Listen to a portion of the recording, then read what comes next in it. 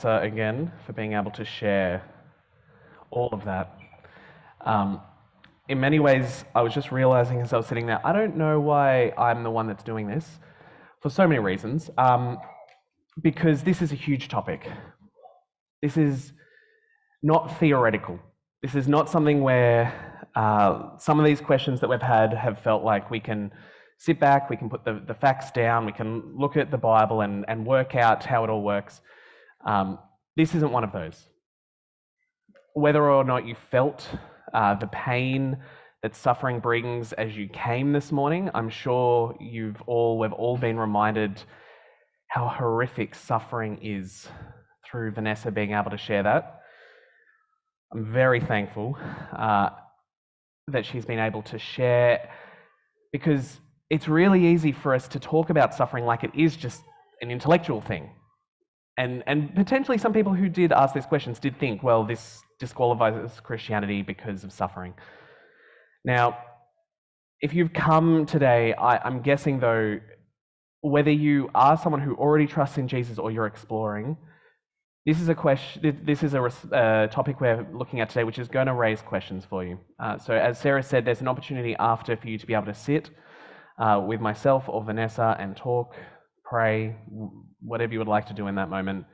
We're also going to have an opportunity that if you'd like to ask some questions for me to answer at the end of this, there'll be a number on the screen. You can feel free to send through any that you'd like there as well.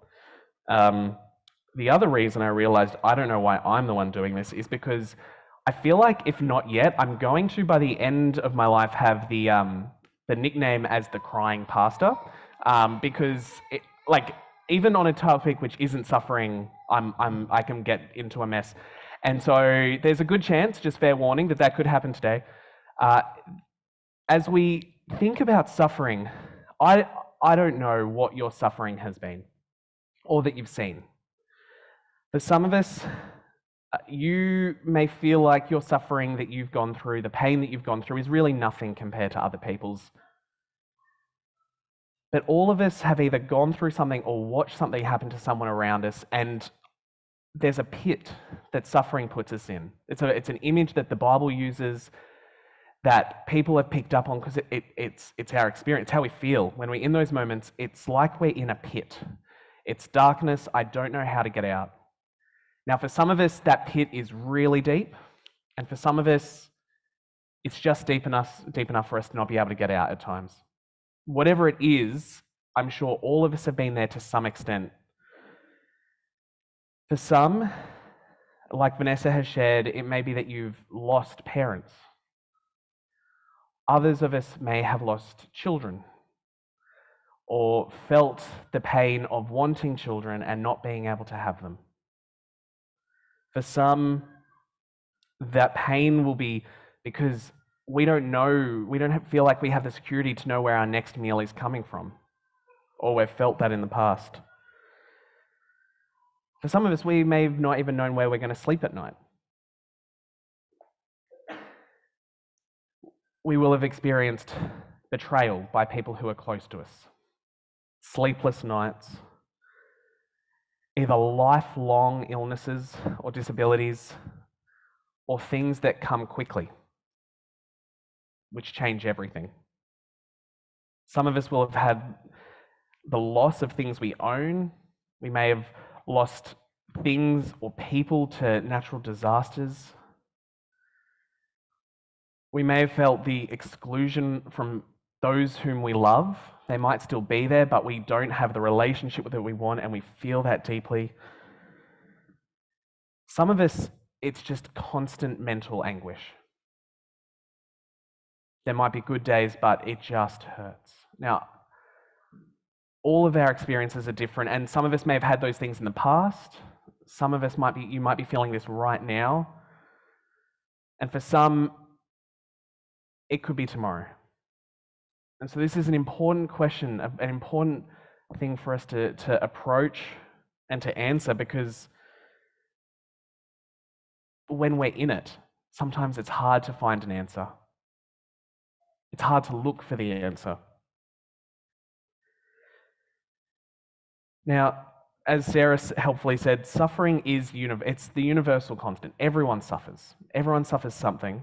And because of that, it means that if we want to have a look at the idea of has suffering actually disqualified Christianity, I think it'd be helpful to look at, well, how do different people across the world, across time, think about suffering? What are the different answers? If not Christianity, what other options are there? What are we supposed to do in those moments? What answers do we have? So I'm going to go through first, before we actually look at what the Bible says and look at this passage of the Bible and other places, I want us to take a brief look at a number of different ideas about what we can do with our suffering. And I want you to have a think, is this satisfying? Does this ring true? And I'm not just trying to pick and choose. I've done quite a bit of research of trying to find the different possible answers. And these seem like the common answers. These are the options, basically.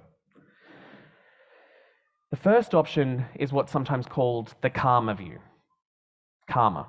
Now, there is a form of karma which is popular in some religions that you may know of, but I'd also suggest it's common in our society here that we have a view of you get what you give. So if you do good into the world, you'll receive good back. If I've done bad, bad will come back at me. We have this phrase in our culture of instant karma. We talk about when something happens, we take comfort in the fact that, well, they got what was coming to them. The karma is this view that we think about as historically a religious idea, but it's actually just, we now think of it in our culture. You do something wrong, you get something wrong. If you've done something, you get what you deserve. Now, often this is a comfort when you have been hurt. This is a comfort that people often talk about. When you have been hurt, when someone has hurt you, caused you deep suffering, well, they'll get theirs. They'll get what's coming to them. Now, that's appealing in one way. That's appealing in one way. Because it says that if someone has done injustice to you, you can feel like, well, there'll be an answer to it. Can I suggest, friends, the problem is it doesn't make sense of so much of the suffering in our world. I think probably for most of the people here, for the generations that are mostly represented here, we're not big watchers of the news. And I think part of the reason is because people talk about, well, it's just depressing. There is just war and famine and fighting and death and hurt.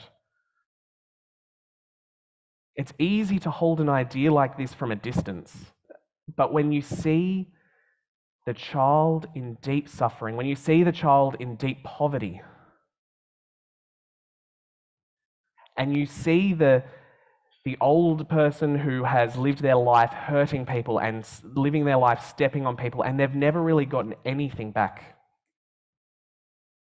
They've just been able to live a nice life that was comfortable for them.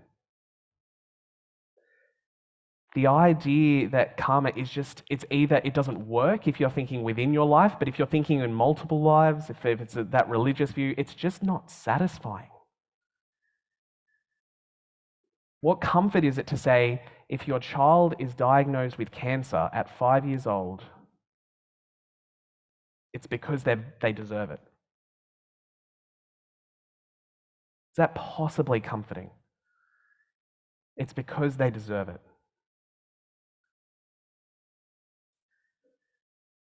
The only solution there is you just got to be better.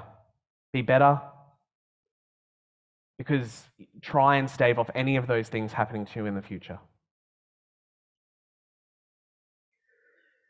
The second idea is that you just need to transcend yourself. Transcend yourself. The reason you're feeling pain, this is popular in Buddhism, but again, I think it's been popularized in a lot of our culture. We think about it. Just transcend yourself. The reason you're feeling pain is because you're too attached. You're too attached to the things of the world. Now, in one way, again, I think there's something that can be learned from that. There's a good thing in that, is that some of the times we grieve the loss of things that we shouldn't have wanted them in the first place. We want, and we don't get them, well, okay, there's a sense where that could be a good lesson to learn there to say, well, you don't need all of those things. But ultimately, the only way to stop yourself from feeling pain is to numb yourself. Because if the problem is that you're feeling pain is because you're loving things too much, then just stop loving things. If you feel the pain of something happening in your life, well, just you love that too much. So what it comes down to is I'm just going to numb myself from feeling the joys so that I don't feel the pain of disappointment and suffering. Is that satisfying? Is that satisfying that we're supposed to not want the good and the joy?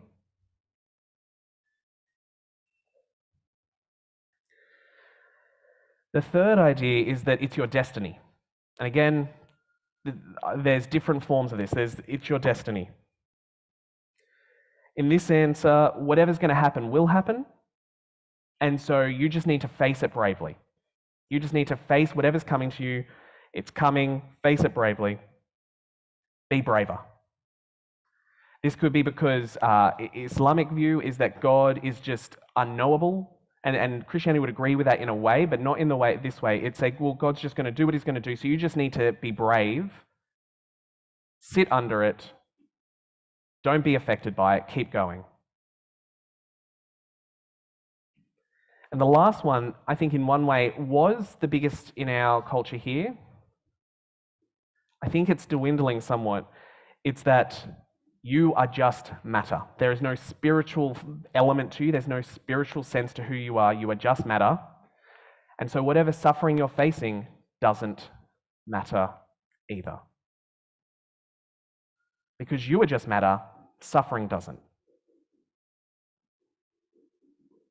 Because it's similar to the last view. It's just the course of what's going to happen. With genetics, physics, the laws of nature, it's just as it's going to happen, you're just going to suffer. So Richard Dawkins, one of the most famous atheistic, materialistic thinkers, says, the total amount of suffering per year in the natural world is beyond all contemplation. And in a universe of blind physical forces and genetic replication, some people are going to get hurt, others are going to get lucky. You won't find any rhyme or reason, nor any justice. The universe that we observe has no purpose, no design, no evil, no good, nothing but pitiless indifference. None of those, can I suggest, are actually satisfying. If this has been your question, I want to suggest if you've been thinking Christianity just can't be true because suffering doesn't make sense, I want to suggest you also have to throw out every other view because all of them are unsatisfying. And I want to suggest Christianity is actually the only one that makes sense. Not just for our minds, but for our hearts. It's the only one that is actually going to satisfy. Now, my eldest, who I don't seem to be able to get through a sermon without mentioning my kids, I'm sorry, but my eldest, she came back from her first week of school, and she came with a line that in some ways I love and in other ways I hate. And if you're a parent, there's a good chance you've heard this as well. It's, you get what you get and you don't get upset.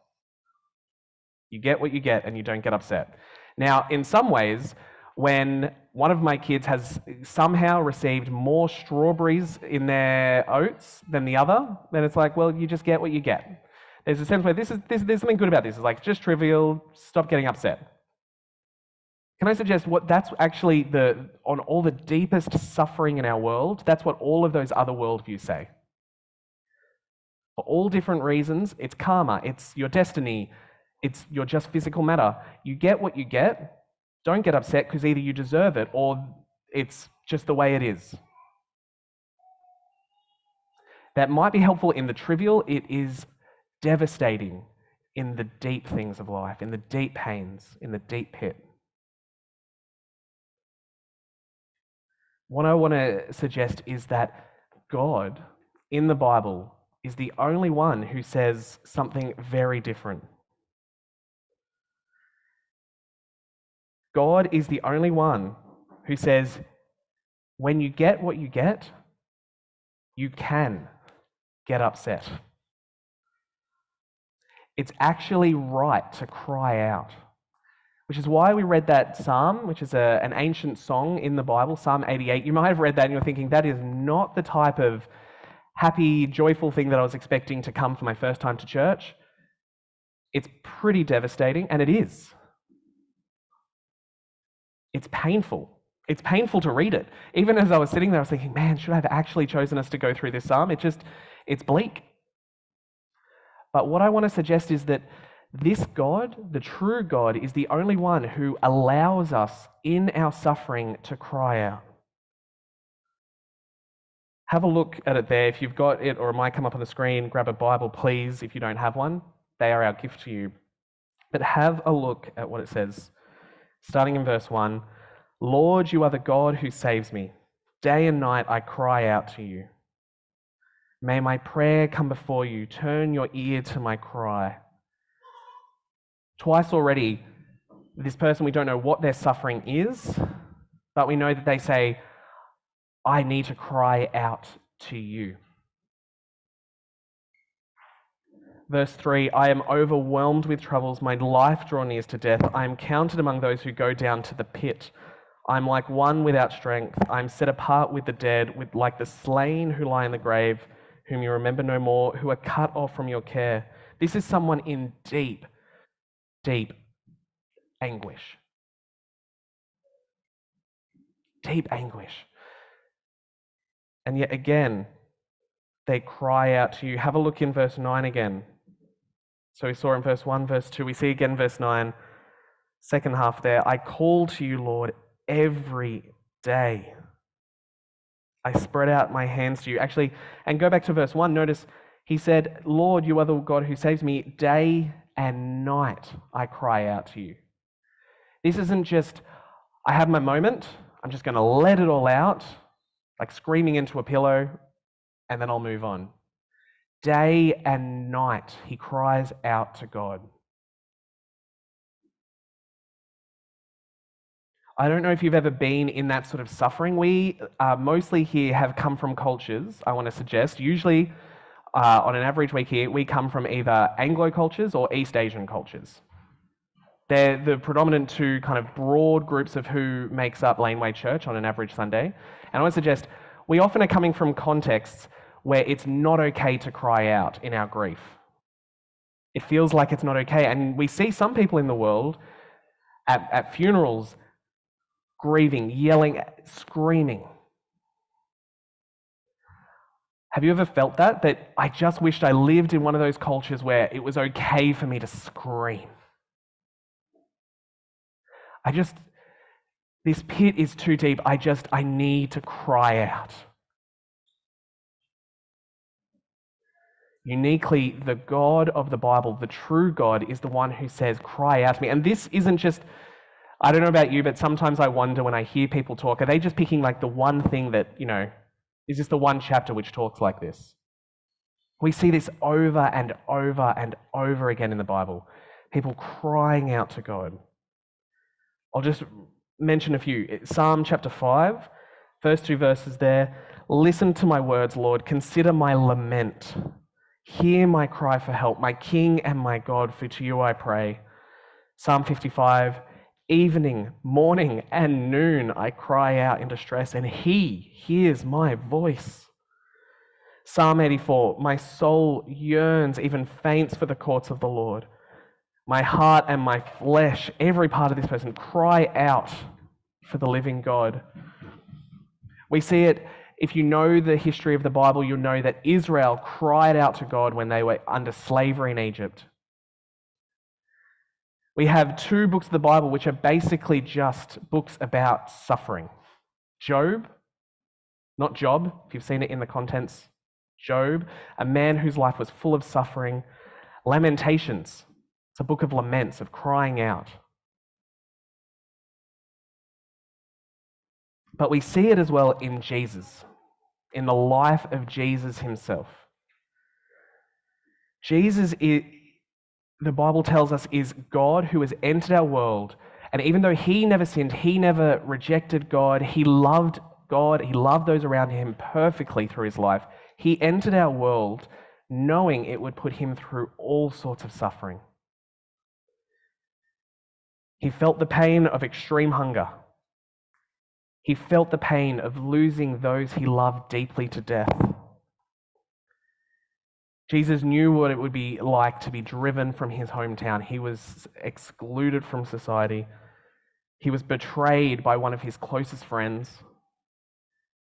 He was abandoned by basically everybody else. He felt the compassion for people that he saw constantly suffering with disabilities.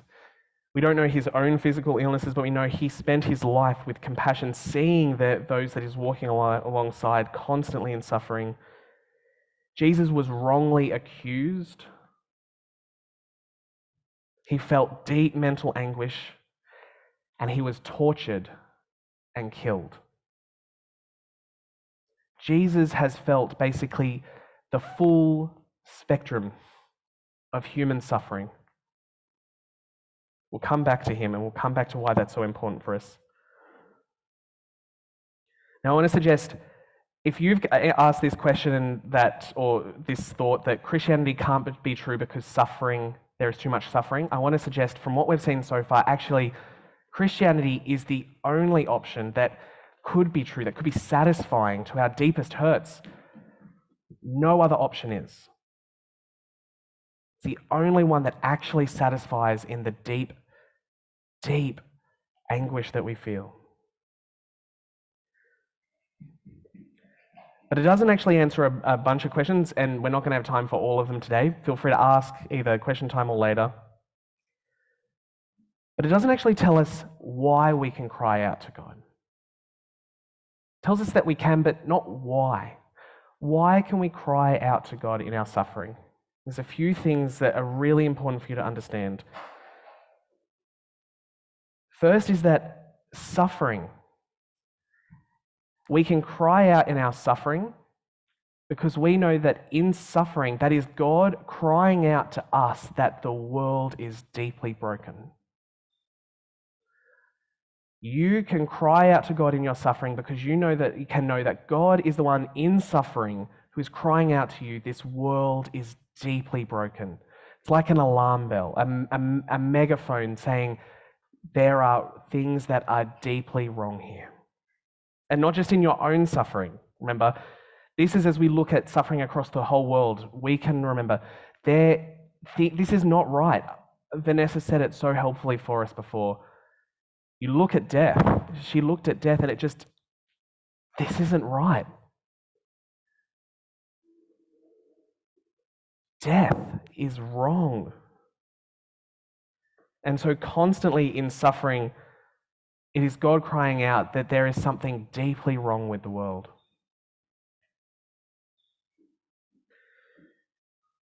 The reason that there is something deeply wrong with the world is because sin has entered the world and it has broken it.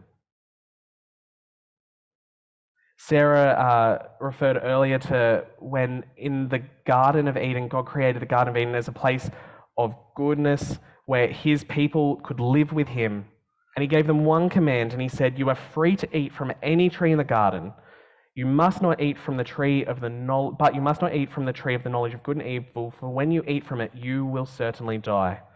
Now, that's not saying in that moment you will certainly die, but when you eat of it, you will open up your life. From now on, death is a certainty. Death and suffering and all that entails. And that's even though their lives were free from suffering, they didn't listen to God. They thought they could have done it better.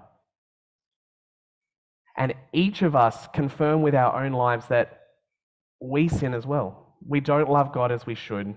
We don't love others as we should. Suffering is God crying out to us that there is a deep problem in the world, and it's caused by sin.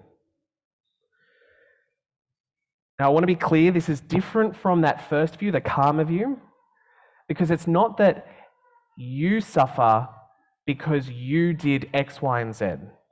It's not that in your life you're supposed to look at your life and it's like, well, why is this happening to me? And you're supposed to look at the catalogue of your life and go, oh, this is because of this. This is why I'm suffering more or less than that other person. We don't have time for it today, but in Luke 13, Jesus addresses someone asking a very similar question where a tower of Siloam, this tower collapsed in Jesus' time, and people asked, why did it collapse? Why were they the ones who died? Jesus makes very clear that individual person suffering is not connected as a one-for-one for that person's sin. It's an indication that our world is deeply, deeply broken. It's like a virus has entered our world. Every part of it, sin, death, disease, natural disaster, all of it has infected the whole system. Something is deeply wrong, God is saying, and He is saying, come to me. Come to me. But there's also a part to this which is surprising and may not be what you're expecting to hear, but there's something that we need to know, is that the reason we can actually cry out to God is because in suffering, even through suffering, God is in control. God is in control. Now, there are many things where we don't have this fully laid out for us in the Bible, how all of these things work together. But God makes clear for us in the Bible that He is in control, even though people are responsible for the sins that they commit that hurt other people. In the life of some of Israel's sons, Israel had a number of sons. One of them particularly was sold into slavery, and as he called back to his brothers as they grieved over what had happened to him, Joseph said this in Genesis chapter 50, "You intended to harm me." That's their side of it. They had intended it to harm him. But God intended it for good to accomplish what is now being done, the saving of many lives. Now, we don't have in every instance a full map of how this works, but we can know it happens again and again. We see in the Bible, suffering happens because of sin. Sin is in the world because we have sinned. We have chosen it. And yet God is good and in control over it. Vanessa, again, I really helpfully held these two things as she was talking about. It's like, God, you are good. I know you are good and you're in control over all of this. But it hurts. It sucks. It's terrible. Now, the instant thing we hear is, well, that's terrible news. If God's in control, then why doesn't He just take it all away right now? Now, we don't know the full answers to all those things, but what we do know that in those sufferings, God is the one who hears us, and He actually solves our biggest problems.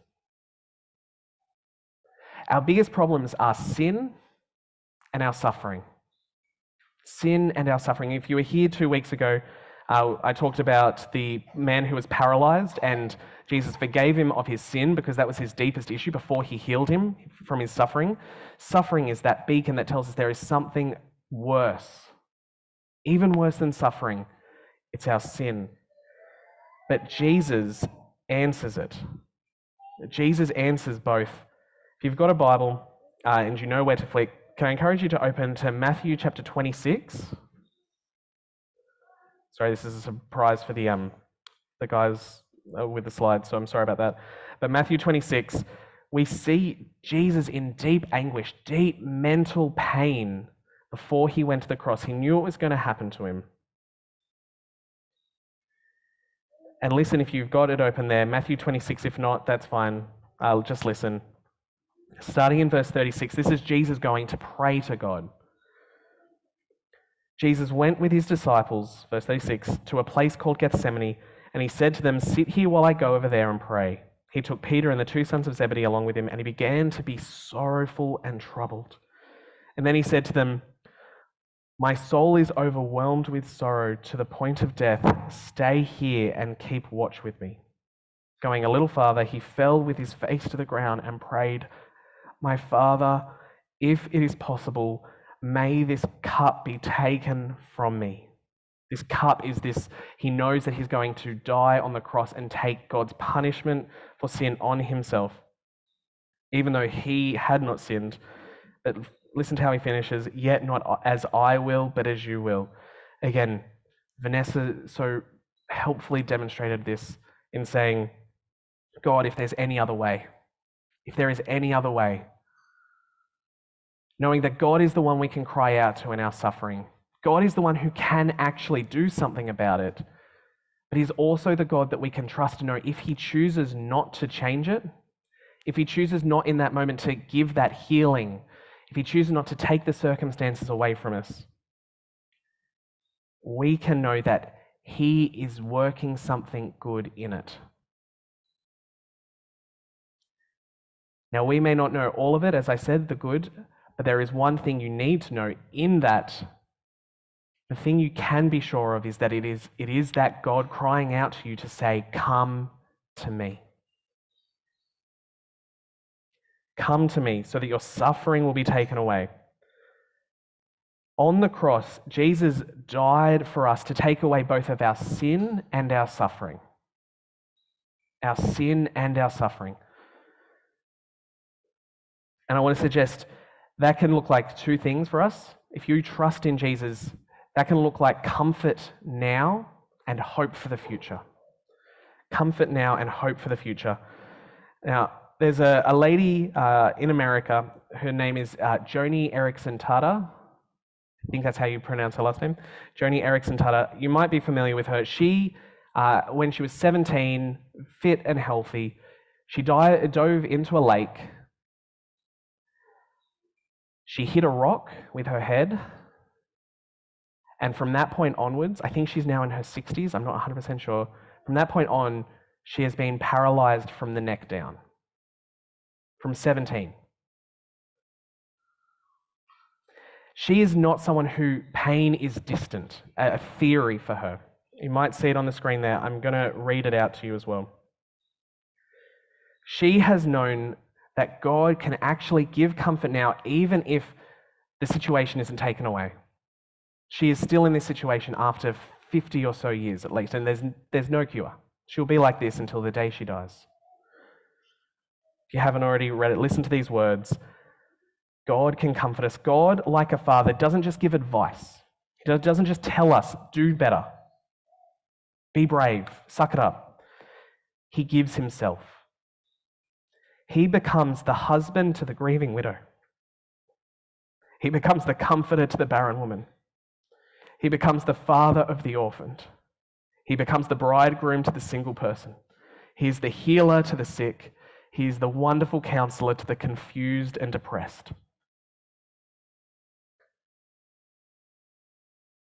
God is still sending out that beacon. If anyone ever tells you, because if you become a Christian, your suffering will disappear, or you don't have to worry about that in the future, it's not what the Bible says. It's not what God offers to us, but he does offer to give us himself through the pain. And he answers our deepest, deepest pain. But he also gives us a hope for the future. A hope for the future where none of the sin that has wrecked everything and none of the suffering is our experience anymore. Listen to these words as God paints for us that picture of what that will be like when he comes back and takes all those who trust in him, and the perfect experience it will finally be for us without pain. Listen to it in Revelation chapter 21. And I heard a loud voice from the throne saying, "Look, God's dwelling place is now among the people, and he will dwell with them." If God can comfort us with himself now, imagine how great that comfort will be when we will actually be dwelling with him in the new creation. They will be his people, and God himself will be with them and will be their God. Listen to how intimate it is. It's not just that he is the great King God. Verse 4, he will wipe every tear from their eye.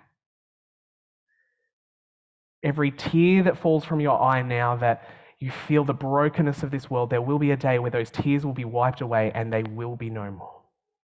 There will be no more death or mourning or crying or pain, for the old order, the old way of things has passed away.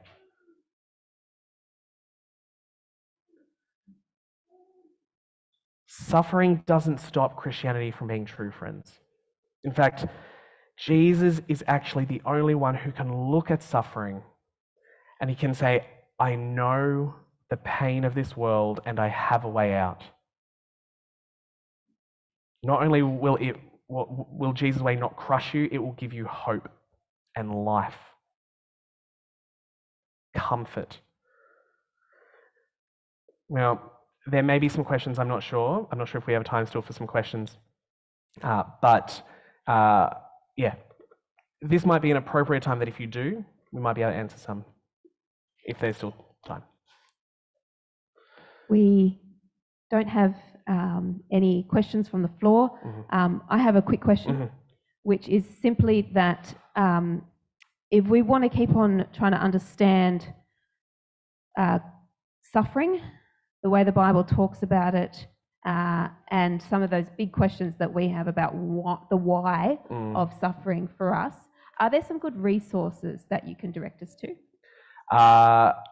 This has Put happened you on the before. spot. Yeah, no, this has happened before where you probably have some really helpful resources in your mind, and I keep thinking, Are you thinking what I'm thinking? Yeah. I'm going to say, I'll sit down with the Bible with you.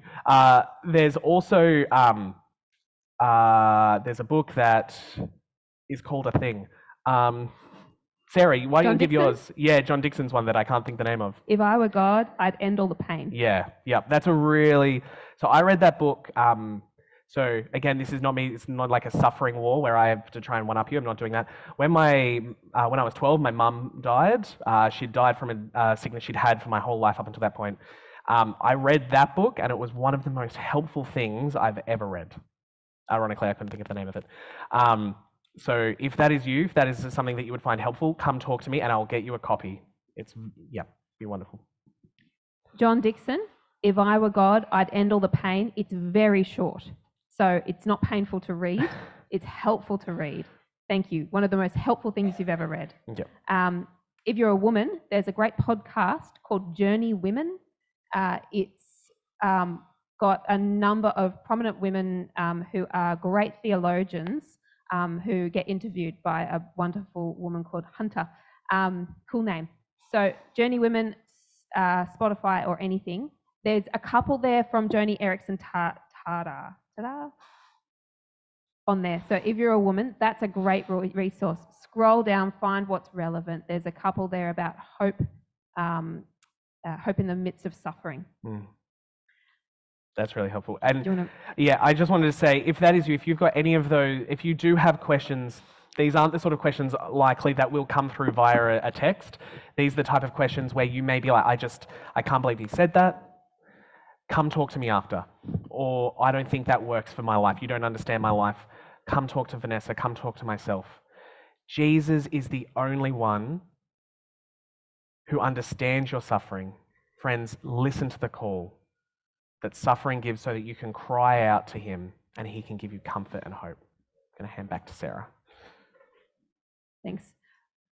Friends, we're going to take a moment to turn these things to our God in prayer. We were reminded that we can cry out to him in suffering. He welcomes that. I just want to flag two quick things. First of all, yes, don't forget, if you would like to continue to discuss these things and pray, there's a space up the back afterwards. I also want to mention,